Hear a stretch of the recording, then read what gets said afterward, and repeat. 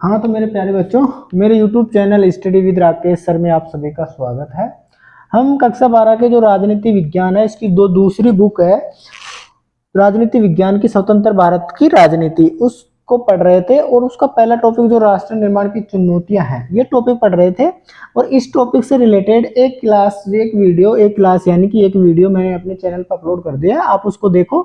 अब जितना मैंने पहले वीडियो में पढ़ा दिया उससे आगे हम पढ़ने की कोशिश करेंगे, ठीक है।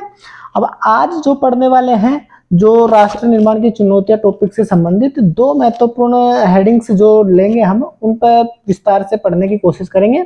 एक तो ये कि जब भारत का विभाजन हो गया, तो जब भारत का विभाजन हो गया और भारत का विभाजन होने के बाद भारत दो भागों में, भारत और पाकिस्तान, जो धर्म के आधार पर हिंदू धर्म के लिए भारत और मुस्लिम धर्म को लेकर पाकिस्तान का जब निर्माण हो गया, तो उस दौरान जो भारत का विभाजन हुआ उसमें भारत को किस किस समस्याओं का सामना करना पड़ा, किन किन समस्याओं का सामना करना पड़ा, उन प्रमुख समस्याओं को पढ़ेंगे, ठीक है। जितनी भी समस्याएं हैं उन मुख्य मुख्य समस्याओं को पढ़ने की कोशिश करेंगे।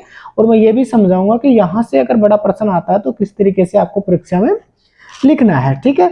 दूसरा जो हेडिंग लेंगे वो हम लेंगे कि जब भारत का विभाजन हुआ तो भारत के विभाजन के क्या परिणाम निकले, महत्वपूर्ण कौन कौन से परिणाम निकले, यानी महत्वपूर्ण कौन कौन से परिणाम हुए, भारत के लिए क्या हानिकारक हुआ, भारत के लिए क्या भारत पर उनका क्या प्रभाव पड़ा, वो भी विस्तार से पढ़ने की कोशिश करेंगे।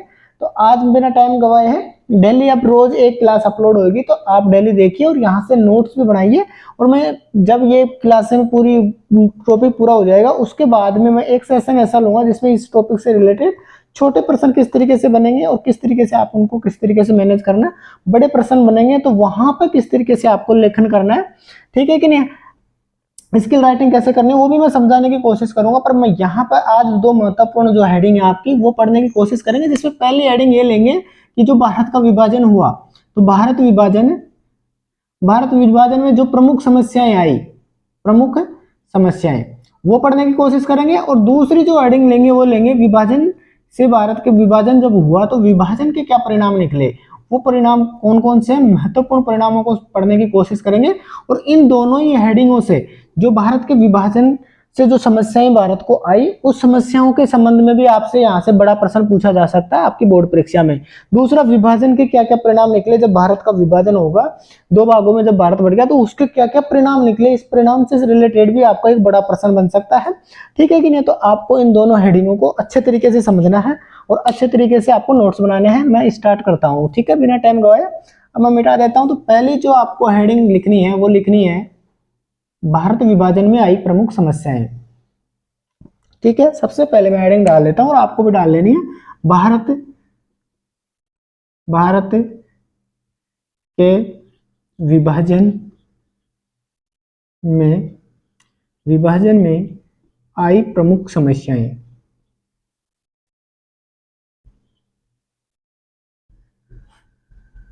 भारत के विभाजन में आई प्रमुख समस्याएं कौन कौन सी हैं, ठीक है।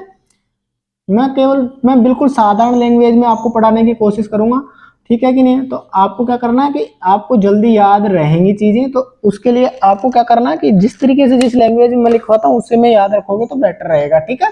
अब भारत के विभाजन में कौन कौन सी समस्याएं आई थी, भारत के विभाजन में आई प्रमुख समस्याओं को पढ़ने की कोशिश करते हैं, ठीक है। साथ के साथ मैं समझाते भी चलूंगा और एक एक पॉइंट अपन लिखते भी चलेंगे। तो पहली समस्या, प्रमुख समस्याओं में सबसे पहली समस्याएं जब हम देखते हैं तो पहली समस्या लिखते हैं। पहली समस्या है कि जब भारत का विभाजन हुआ, तो इससे पहली समस्या से संबंधित मैं आपको समझा देता हूं पहले कि जब भारत का विभाजन हुआ तो विभाजन के लिए एक योजना तैयार की गई कि अंग्रेजों ने एक योजना तैयार की कि अब हम भारत को आजाद कर देंगे और ब्रिटिश भारत और जो भी भारत है इस भारत को हम आजाद करेंगे।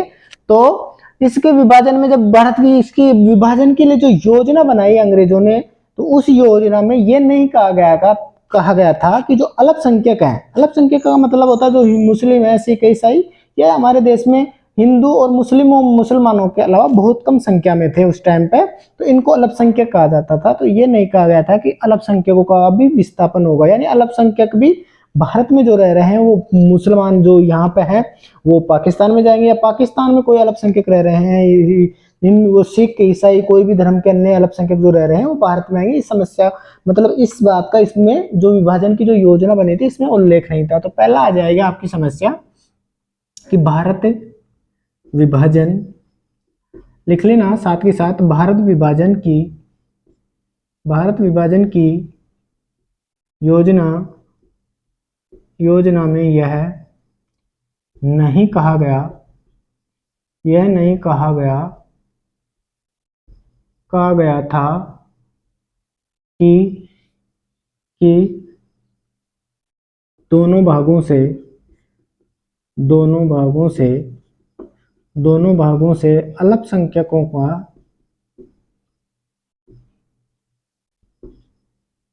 अल्पसंख्यकों का भी विस्थापन होगा।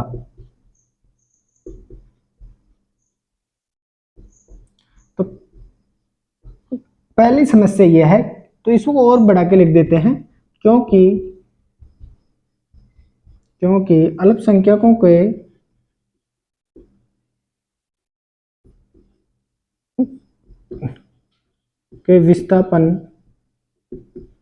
विस्थापन से उन्हें अत्यधिक नुकसान उठाना पड़ा। ठीक है, ये महत्वपूर्ण समस्या जो भारत के विभाजन में महत्वपूर्ण समस्या ये थी। सबसे पहली समस्या हुई कि जब भारत का विभाजन की जो योजना बनी थी, उस योजना में यह नहीं कहा गया था कि जो दोनों भाग, पाकिस्तान की तरफ वाला भाग, जो भारत में जो अल्पसंख्यक रह रहे हैं वो पाकिस्तान में जाएंगे, और पाकिस्तान में जो रह रहे हैं वो अल्पसंख्यक इधर आएंगे।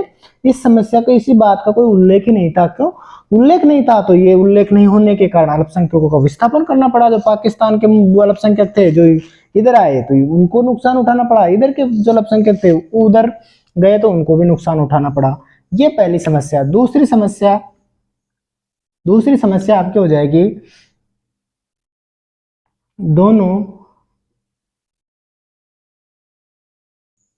एक मिनट, विभाजन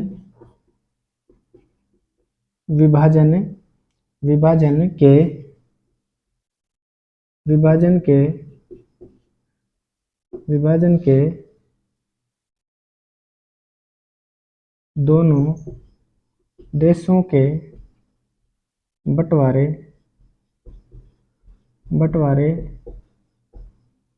वाले भागों में हिंदू मुस्लिम दंगे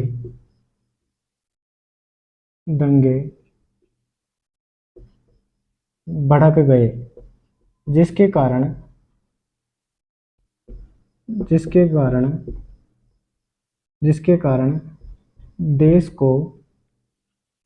देश को सांप्रदायिक हिंसा का सामना करना पड़ा। तो दूसरी आपकी समस्या हो गई कि विभाजन के जो दोनों देश हैं, तो विभाजन के दोनों देशों के जो बंटवारे वाले भाग थे, जैसे आपका अगर पूर्वी पाकिस्तान की तरफ देखोगे, जो वर्तमान में जो बांग्लादेश कहते हैं हमें, उस समय इसको पश्चिम पाकिस्तान के नाम से जाना जाता था। तो पूर्वी पाकिस्तान के नाम से जाना जाता था, क्योंकि ये भी पाकिस्तान में शामिल था। जो अब वर्तमान में जिसको हम बांग्लादेश बोलते हैं, ये भी पाकिस्तान में शामिल था। इसको पूर्वी पाकिस्तान, और जो उधर वाला जो दूसरा देश है जो पाकिस्तान, जो वर्तमान में मेन पाकिस्तान जिसको पाकिस्तान बोलते हैं, वो पाकिस्तान पश्चिमी पाकिस्तान कहलाता था। तो जब बंटवारा हुआ तो उस दौरान जो बंटवारे वाले भाग थे, जैसे इधर आपके पश्चिम बंगाल वाला हिस्सा देखोगे बांग्लादेश के जो टच में है, तो इधर जो टच में जो यही इधर से बंटवारा हुआ, और या फिर इधर आप देखोगे तो जिधर पंजाब जो है, ठीक है कि नहीं, पंजाब का जो बंटवारा, ये बंटवारे वाले हिस्से थे। तो इन बंटवारे वाले हिस्सों में क्या हुआ, हिंदू मुस्लिम दंगे भड़क गए, ठीक है कि नहीं, विभाजन के इसके कारण, जिसके कारण देश को सांप्रदायिक हिंसा का सामना करना पड़ा।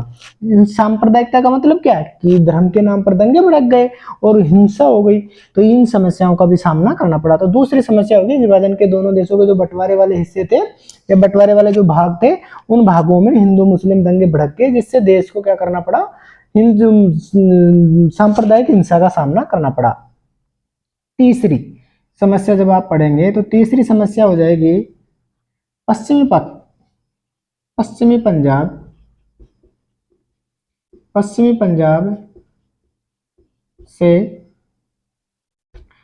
पंजाब से गैर गैर मुस्लिम अल्पसंख्यकों को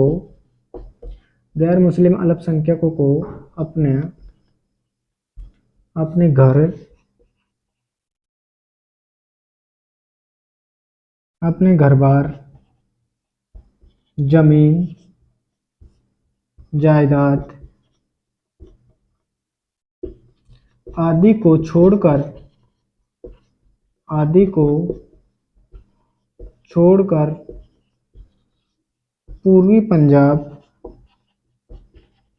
पूर्वी पंजाब अर्थात भारत आना पड़ा। ठीक है, तीसरी समस्या आपकी हो गई। जो पश्चिमी पंजाब है। पश्चिमी पंजाब का मतलब क्या है? जब देश का विभाजन हुआ तो पंजाब, जो वर्तमान में जो हमारा पंजाब है, और पाकिस्तान की दूसरी तरफ सीमा के दूसरी पार उधर भी पंजाब है, तो इधर वाले पंजाब को बोलते हैं पूर्वी पंजाब, और पाकिस्तान की तरफ जो पंजाब पड़ जाता है उसको बोलते हैं पश्चिमी पंजाब। तो पश्चिमी पंजाब था, तो उस पश्चिमी पंजाब से जब देश के सीमा का सीमांकन हुआ कि इधर से भारत की सीमा, भारत पाकिस्तान की सीमा होगी, सीमा का निर्धारण हुआ, तो उधर से जो पश्चिमी पंजाब थे, उधर के जो गैर मुस्लिम अल्पसंख्यक थे, मुस्लिमों को अलावा जो अन्य धर्म के लोग थे, वो लोगों को क्या करना पड़ा? अपने घर बार, जमीन जायदाद सबको छोड़कर, उधर से छोड़कर इधर विस्थापित होना पड़ा, जिसके कारण उनको अपने सारे, देखो, घर भी छोड़ना पड़ा, जमीन जायदाद सब तरह की चीजें छोड़ के इधर आना पड़ा। ठीक है कि नहीं? पुनर्वास के लिए इधर आना पड़ा। तो ये बहुत बड़ी समस्या थी। ठीक है, इस तरीके से 3 प्रमुख समस्याएं आपकी ये होती हैं। ये आपकी 3 समस्याएं होती हैं। चौथी समस्या आप लिखेंगे विभाजन की प्रक्रिया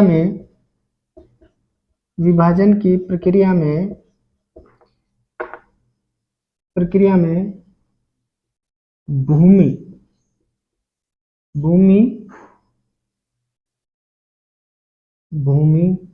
भूमि का ही बंटवारा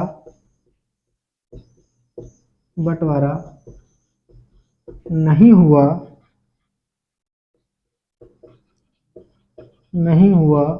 बल्कि भूमि के साथ संपदा का भी बंटवारा हुआ।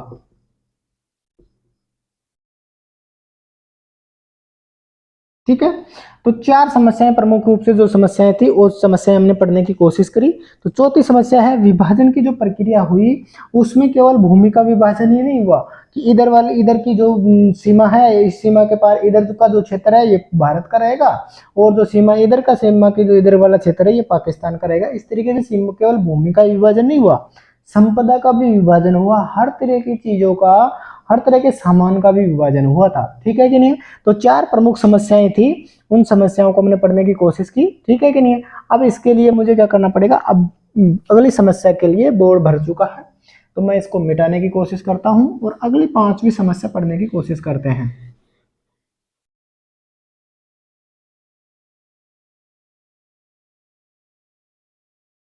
पांचवी समस्या आपकी हो जाएगी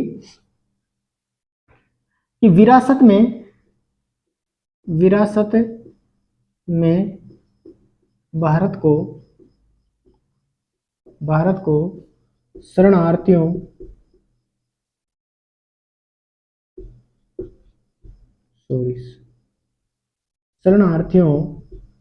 को देश में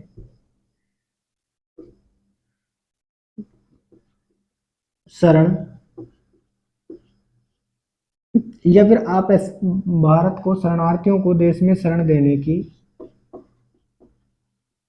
इस तरीके से लिख लो, प्रमुख समस्या मिली, मैं समझा दूंगा। ठीक है, देखो, अब अगली समस्या क्या है कि विरासत में जब भारत आजाद हो गया तो भारत को विरासत में ये चीज भी मिली कि जो शरणार्थी हैं, जो पाकिस्तान के कोई बहुत सारे लोग हैं जो मतलब भारत से वो के पाकिस्तान में चले गए और वो भारत में आना चाहते हैं, तो भारत ने उनके लिए दरवाजे खुले रखे कि जो शरणार्थी हैं वो भारत में आ सकते हैं।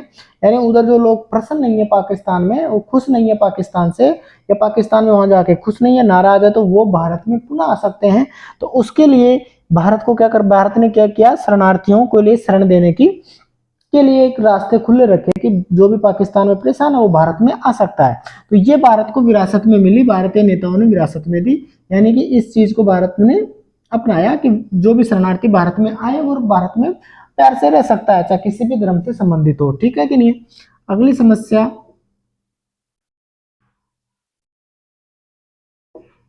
लोगों को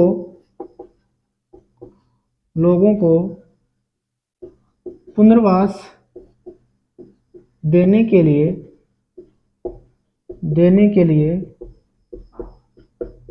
भारत सरकार को पुनर्वास मंत्रालय का गठन भी करना पड़ा। ठीक है। अब अगली जो छठी समस्या ये है कि लोगों को अगर भारत ने शरणार्थियों को और इनको सबको पुनर्वास देने के लिए ये समस्या भारत की थी और विरासत में मिली, तो लोगों को जब पुनर्वास देना है तो इसके लिए एक स्ट्रेटेजी फॉलो की जाएगी, इसके लिए एक योजना बनेगी, उसके तहत भारत में क्या मिलेगा, लोगों को पुनर्वास मिलेगा, जो किसी भी धर्म से संबंधित हो भारत में आ सकता है। तो भारत सरकार ने फिर इसको पुनर्वास देने के लिए क्या किया, पुनर्वास मंत्रालय का गठन किया। और ये इसीलिए करना पड़ा क्योंकि ये सारा विभाजन हुआ, तभी तो ये सारी समस्याएं हुई और ये सारी चीजें भारत को तभी करनी पड़ी। पुनर्वास मंत्रालय की कहाँ जरूरत थी, वरना भारत का विभाजन हुआ और भारत के विभाजन के कारण बहुत सारे इधर के हिंदू भी हैं वो भी उधर चले गए। ठीक है कि नहीं, आनंद फानंद में सारी चीजें ये हुई, विभाजन हुआ तो इधर के हिंदू उधर चले गए, उधर के पाकिस्तान इधर आ गए, पाकिस्तान मुस्लिम इधर आ गए। तो जब उधर के हिंदू लोग अगर वापस पाकिस्तान भारत में आना चाहते हैं तो उनके लिए भारत ने दरवाजे खुले छोड़े, अगर मुस्लिम भी आना चाहते हैं तो भारत ने उनके लिए भी दरवाजे खुले रखे।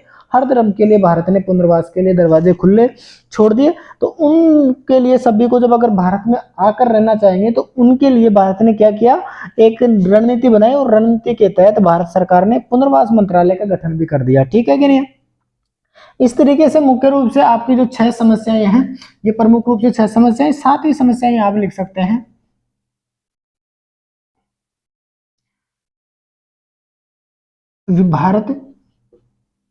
भारत के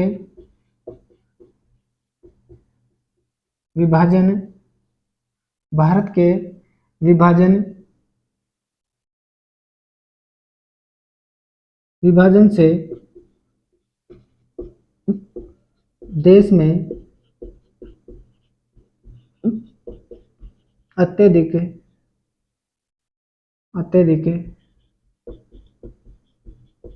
हिंसा,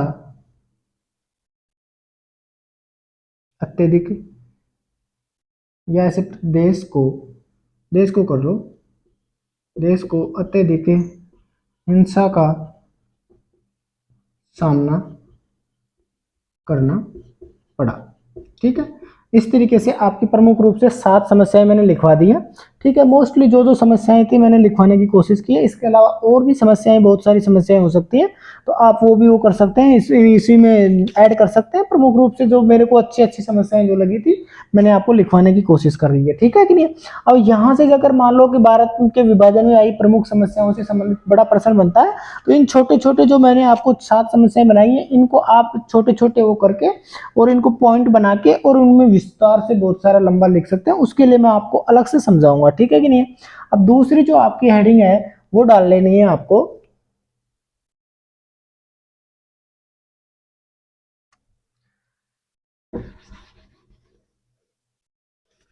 अगली हेडिंग जो आपको पढ़नी है, तो अगली हेडिंग आप लोग डाल लेंगे विभाजन के क्या क्या परिणाम निकले। ठीक है। जब भारत का विभाजन हुआ तो इस विभाजन के कारण क्या निष्कर्ष निकले या फिर क्या क्या परिणाम निकले, वो परिणाम पढ़ने की कोशिश करते हैं। ठीक है। मुख्य क्या क्या परिणाम हो सकते हैं वो परिणाम पढ़ने की कोशिश करते हैं।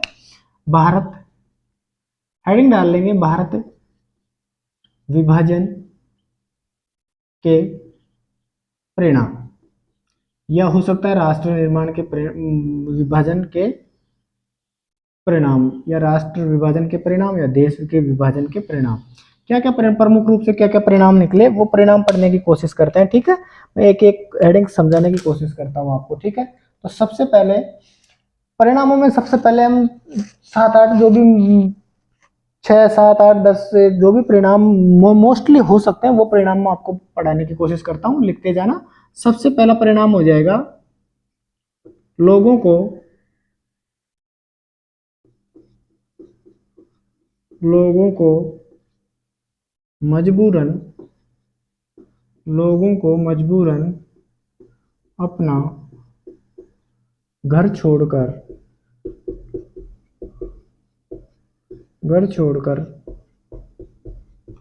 सीमा पार जाना पड़ा।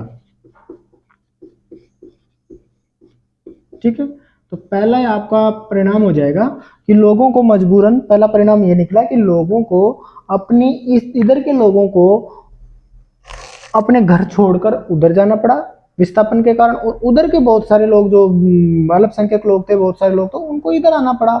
ठीक है ना, अपना फालतू में अपने मतलब विभाजन के कारण अपने घर बार छोड़कर सीमा के पार दूसरी तरफ जाना पड़ा। ठीक है कि नहीं। दूसरी आपका परिणाम हो जाएगा बड़े स्तर पर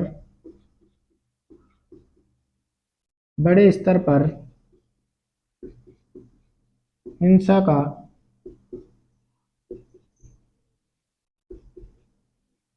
शिकार होना पड़ा। तो दूसरा परिणाम आपका हो जाएगा कि बड़े स्तर पर देश में क्या क्या हुई, हिंसाएं हुई। उन हिंसाओं के कारण बहुत सारी समस्याएं देश को फेस करनी पड़ी, समस्याएं देश को वो करनी पड़ी। तो दूसरा परिणाम आपका हो जाएगा बड़े स्तर पर हिंसाओं का क्या करना पड़ा, हिंसा का शिकार होना पड़ा। ठीक है, तीसरा परिणाम आपका हो जाएगा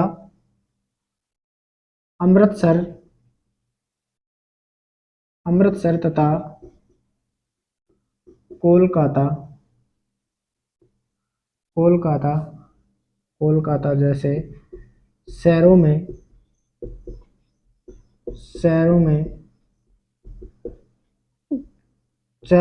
उच्च स्तर पर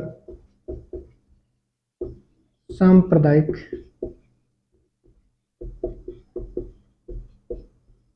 हिंसाएं हुई। ठीक है, तीसरा परिणाम ये हुआ कि अमृतसर और कोलकाता जैसे जो शहर थे, कई जहां पर मुस्लिम संख्या ज्यादा निवास करती थी, उस जगह पर क्या हुआ, बहुत अत्यधिक मात्रा में क्या हुई, हिंसा हुई। बहुत बड़े स्तर पर हिंसा हुई, सांप्रदायिक हिंसा हुई, धर्म के नाम पर हिंदू मुस्लिम आपस में भिड़ गए। ठीक है, तीसरी समस्या हो जाएगी। चौथी समस्या हो जाएगी लोगों को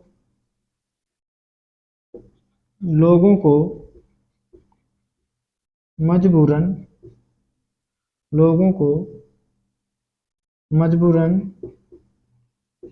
शरणार्थी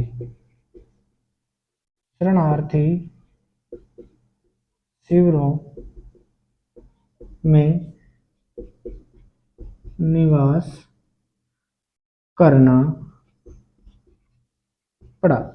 ठीक है, चौथी समस्या हो गई कि जो लोग मतलब कि जो शरणार्थी लोग थे, उन लोगों को जब तक उनको कोई निश्चित स्थान नहीं दिया जाए, जब तक निश्चित स्थान की आपको रहने का ये स्थान दिया जाता है, जब तक उनको क्या करना पड़ा, शिविरों में रहना पड़ा। ठीक है कि नहीं है, बहुत बदतर जिंदगी जीनी पड़ी उनको शिविरों में रहकर।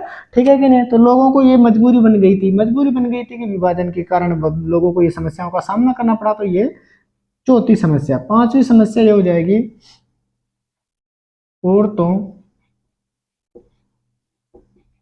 को जबरन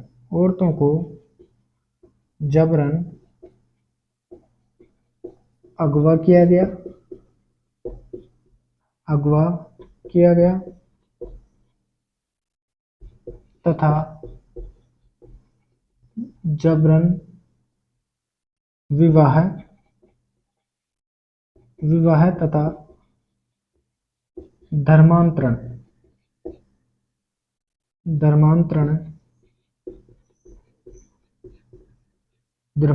की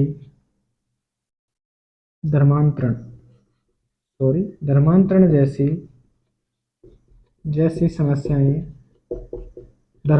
जैसी समस्याएं भी सामने आई।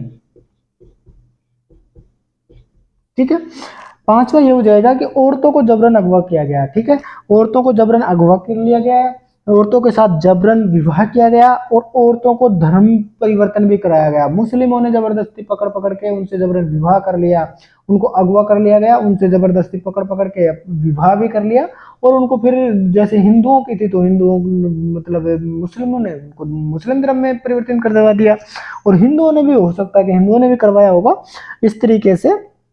मतलब कि धर्मांतरण और अगवा जबरन विवाह की, जबरन अगवा करने की और धर्मांतरण की समस्याएं भी सामने आई। ठीक है, छठी समस्या, कई मामलों में लोगों ने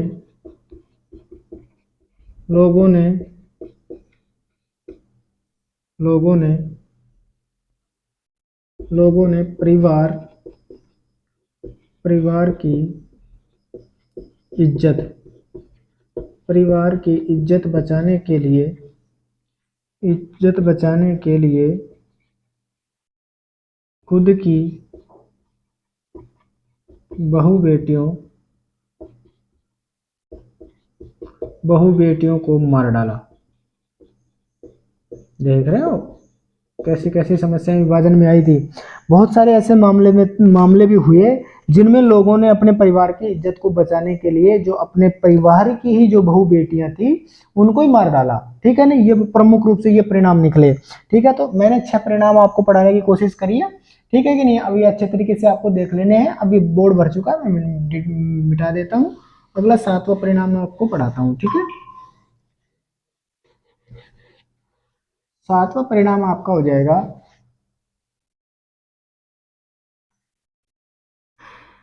वित्तीय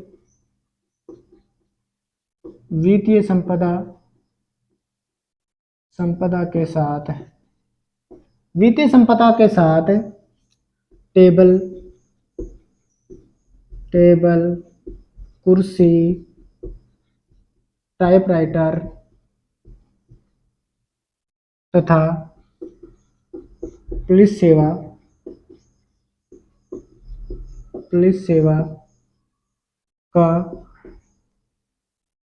का भी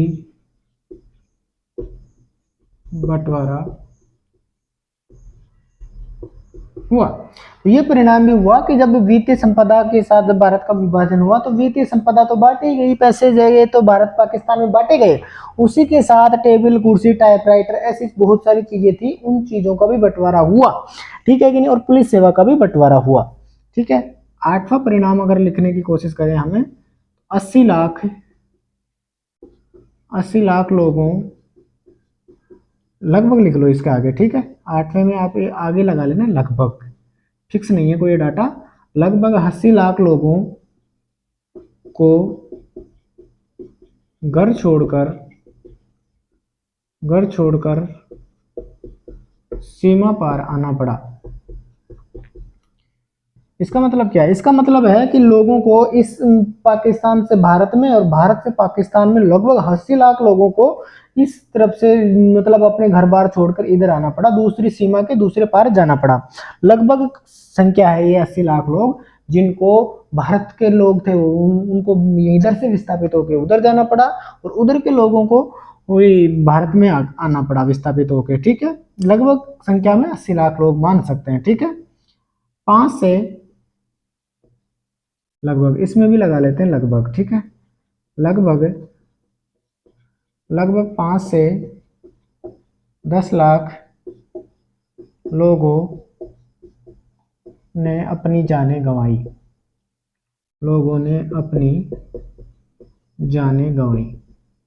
ठीक है, तो विभाजन के दौरान ये परिणाम भी निकला कि लगभग 5 से 10 लाख लोगों ने जानें गंवाई थी इस दौरान। ठीक है, टाइम देख लेता हूं मैं एक बार। ठीक है कि नहीं, लगभग टाइम हो गया है। ठीक है, इस तरीके से मैंने आपको विभाजन के जो महत्वपूर्ण परिणाम थे 10 परिणाम ये पढ़ाने की कोशिश की है। अगर इनमें कोई समस्या आती है, आपको समझने में कोई दिक्कत आई हो तो मेरे को बता देना। ठीक है, कमेंट्स कर देना। मैं और बेटर करने की कोशिश करूंगा। लगभग जितनी चीजें थी मैंने आपको अच्छे तरीके से पढ़ाने की कोशिश की है। महत्वपूर्ण है कि मैंने इनको सभी को साधारण लैंग्वेज में पढ़ाने की कोशिश की है।